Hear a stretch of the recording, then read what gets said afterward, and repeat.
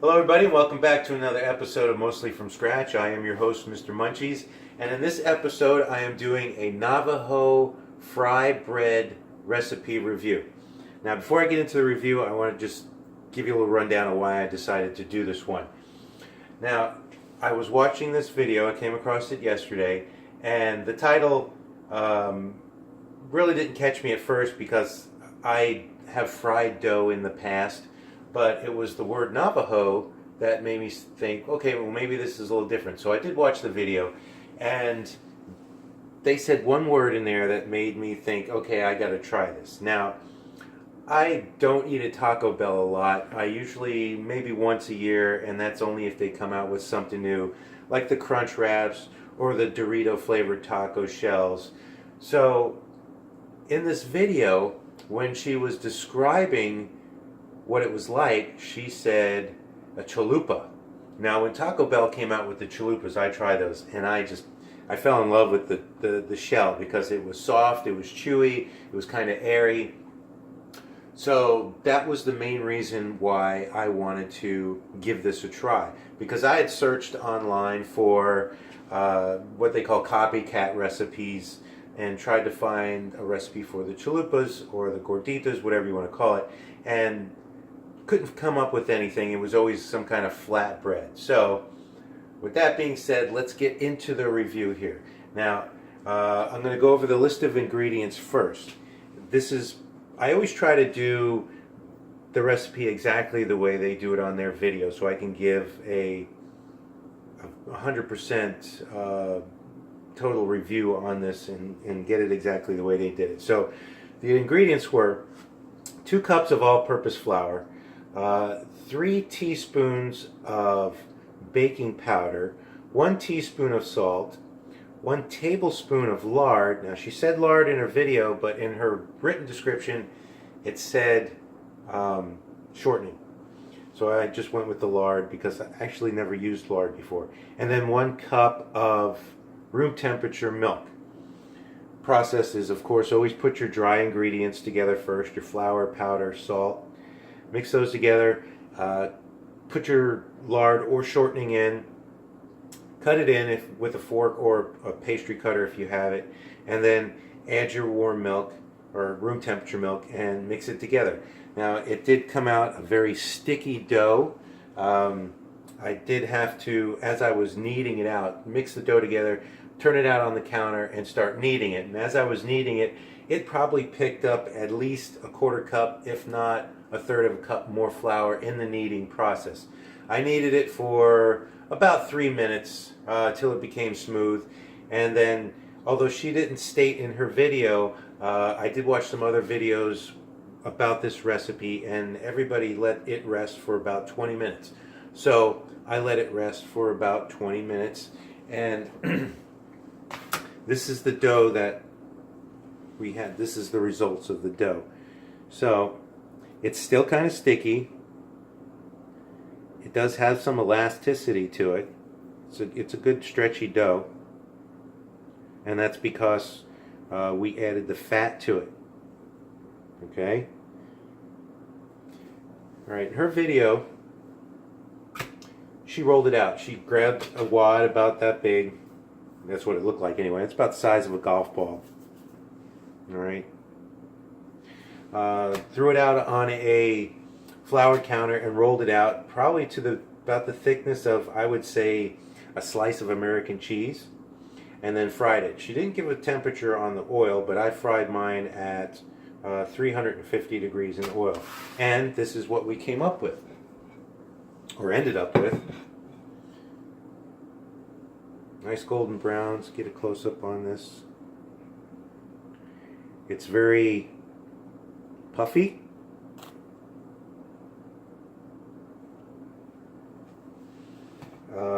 The texture is what you think fried dough would turn out to be. It's got some little bit of stretch to it. I mean, you could turn it into a taco shell if you wanted. I mean, it'll hold its shape. It's got a very bread texture to it. It's kind of airy. It's soft, it's crunchy. I don't know if you can hear the little crispy on the microphone there. I shoot all these videos on my phone because, like I said, I don't like editing, so I try to get all this stuff in one take. All right, so this has been out of the oil for about 5 minutes. It took about 45 seconds to a minute on each side. All right, so let's give it a taste. Whoop.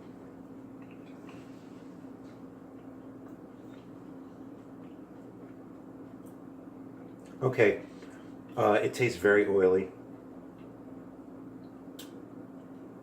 Doesn't taste like a chalupa, not Taco Bell's anyway.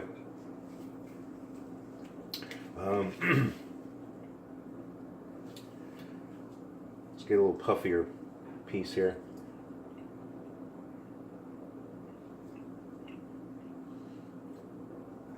It tastes almost like if you've ever taken like the Pillsbury biscuits in the can and fried them to try to make like donuts. It tastes almost like that. It is very oily, which is one thing I don't particularly care for.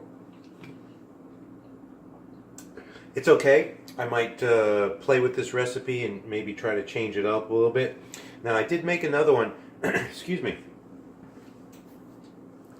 that I just took a wad of dough and pulled it out by hand like this. I had to put flour on my hands because, like I said, it's still kind of sticky. And fried that. So this one is a little bit thicker, but it puffed up the same. It's got a little bit more density to it, a little bit thicker. Let's give this one a try. And it's flexible too. I think this would make a better taco shell because it does have a little more flex to it. Alright, yeah, you can see that's nice and thick. It's got some nice air bubbles in there. You know, there was, of course, no yeast, but your baking powder is your leavener. So let's give it a bite.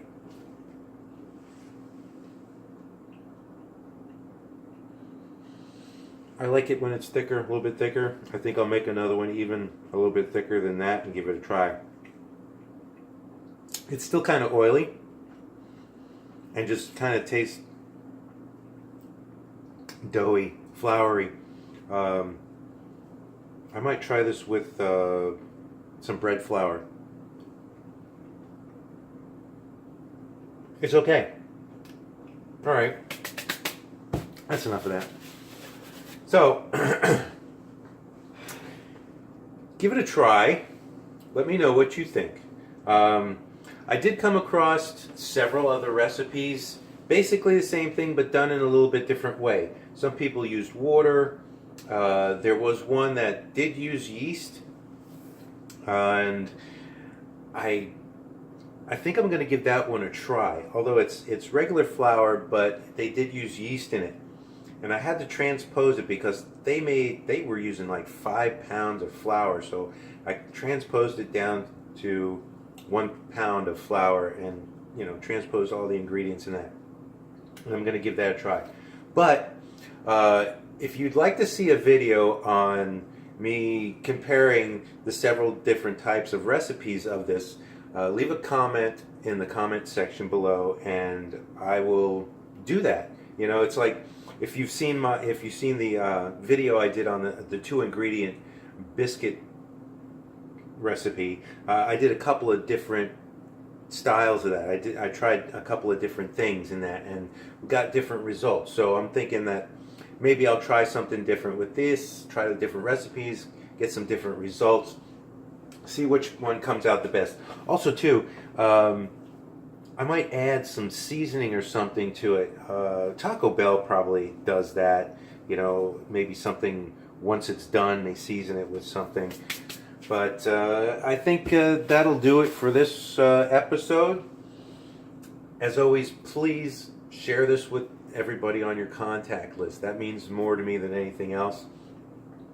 This has been another episode of Mostly From Scratch. I am your host, Mr. Munchie, so everybody plate up and chow down.